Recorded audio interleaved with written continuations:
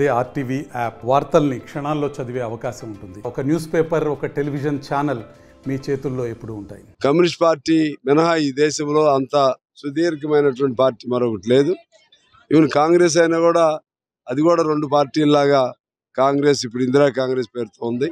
అంత గొప్ప పార్టీలో ఉన్నందుకు మేము సంతోషపడుతూ ఇవాళ మేము ప్రభుత్వాలని ఉన్నాం. జిఎస్టీ తీయండి, పేదవాడి వాటా ఎంత ఉంది, ధనిక వర్గాల వాటా ముఖ్యంగా కార్పొరేట్లో పెద్ద కార్పొరేట్ల వాటా ఎంత ఉంది, పేద వర్గాలు 97% ఉంది, పెద్ద వాళ్ళది 3% మాత్రమే. ఆ డబ్బులతో వీళ్ళు కులాసాలు చేసుకుంటూ వాళ్ళకైతే 15 లక్షల కోట్లు రద్దు చేస్తారు, వాళ్ళకైతే ప్రతి ఏడు 2 లక్షల కోట్లు రాయితీలు ఇస్తారు. అదాని అంబానీ లాంటి పేదవాడికి ఏదైనా ₹1 ఇస్తే ఉచితాలనే పేరుతో ఎగతాళి చేస్తూ ఉన్నారు. ఇది ఆ సిస్టమ్ మారాలంటే ఇవాళ ప్రజల్లో మరింత చైతన్యం రావాలి. వాళ్ళ హక్కులేంటో ఇవాళ కులగణం పేరుతో మా హక్కు ఇదని అంటున్నారు. మేము బీసీలుగా మేము ఎంతమంది ఉన్నామో మాకు అంత రిజర్వేషన్ అంటున్నారు. రిజర్వేషన్ అడుగుతూ దానికంటే మించి మీ నుంచి ఎంత ఆదాయం వస్తుంది ప్రభుత్వానికి, ఆ ఆదాయానికి తగ్గట్లుగా మరలా మీకు ఎంత కావాలి, దాన్ని మీకు ఎంత రావాలనేది అడగాలి. అటువంటి చైతన్యం రావాలని మేము అడుగుతా ఉన్నాం.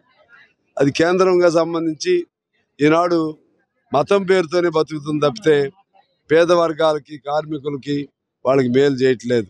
మతం అనేది పెద్ద ప్రమాదకారిగా తయారైంది. ఢిల్లీలో అయినా ఇంకోటైనా సరే ఆ విధంగా కేజ్రీవాల్ అవినీతి అనేది పేరు పెట్టి, కేజ్రీవాల్ పార్టీ కోసం ఏదో చేసుకుని ఉండొచ్చు, కానీ బీజేపీ వేల కోట్లు తింటున్నారు.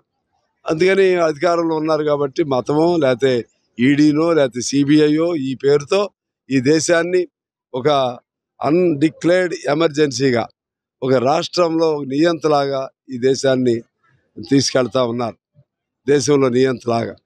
సో దానికి వ్యతిరేకంగా కమ్యూనిస్ట్ పార్టీ 100 ఏళ్ల సందర్భంగా మాకు ఎన్ని సీట్లు ఉన్నాయని కాదు, ఏ సీట్లు లేకపోయినా కోట్ల మంది ప్రజలు మా వెనక కార్మికులు వీళ్ళంతా ఉన్నారు. ఆ పోరాటం కొనసాగిస్తూనే ఉంటాం. రాష్ట్రానికి సంబంధించి రాష్ట్ర ప్రభుత్వం వాళ్ళు చెప్పిన హామీలు అమలు చేయడానికి ప్రయత్నం చేయమని కోరుతున్నాం. హామీల్లో మీరు వెంటనే అమలు చేయకపోతే మీరు ఏమి చేయగలుగుతారో, ఏమి చేయలేకపోతారో చెప్పాలని కోరుతున్నాం. ముఖ్యంగా బకాయిలు ఉన్నాయి, విద్యార్థుల బకాయిలు, అలాగే కార్మికులకు రావాల్సినవి, పంచాయతీలకు రావాల్సినవి, వీటికి సంబంధించి ఎక్కడైనా అప్పు అయిన చేసి ఈ ఒక దఫాలుగా ఒక దఫా 25%, రెండో దఫా ఇంకో 25% ఇట్లా ఇవ్వాలి. ఈ ఇవ్వకపోతే మీరు ఎంత మంచి చేసినా 20,000 కోట్లు రుణమాఫీ చేశారు, కానీ కొన్ని అంశాల వలన వాళ్ళు రాంగ్గా పోతా ఉన్నారు. దాన్ని సరిదిద్దుకోమని మేము వాళ్ళకి హెచ్చరిస్తున్నాం.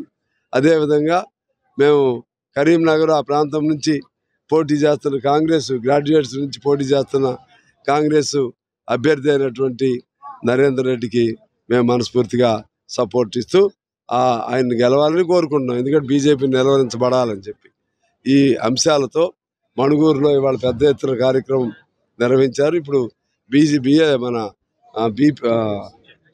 మన భద్రాద్రి థర్మల్ పవర్ ప్లాంట్ కూడా వెళ్తున్నాం.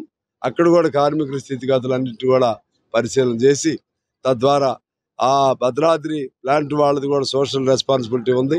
ఈ ప్రాంతంలో రోడ్లు కానీ డస్ట్ కానీ ఇటువంటి రోడ్లు వేయాలి, డస్ట్ ప్రాబ్లం లేకుండా చూడాలి, ఇంకా ఇతర సౌకర్యాలు కల్పించాల్సిన అవసరం ఉందని చెప్పి తెలియజేస్తూ అందరికీ నమస్కారం. మరిన్ని వీడియోస్ కోసం ఛానల్ ని సబ్స్క్రైబ్ చేయండి. లేటెస్ట్ అప్డేట్స్ కోసం వాట్సాప్ ఛానల్ ని ఫాలో అవ్వండి. ఆ లింక్ డిస్క్రిప్షన్ లో ఉంది.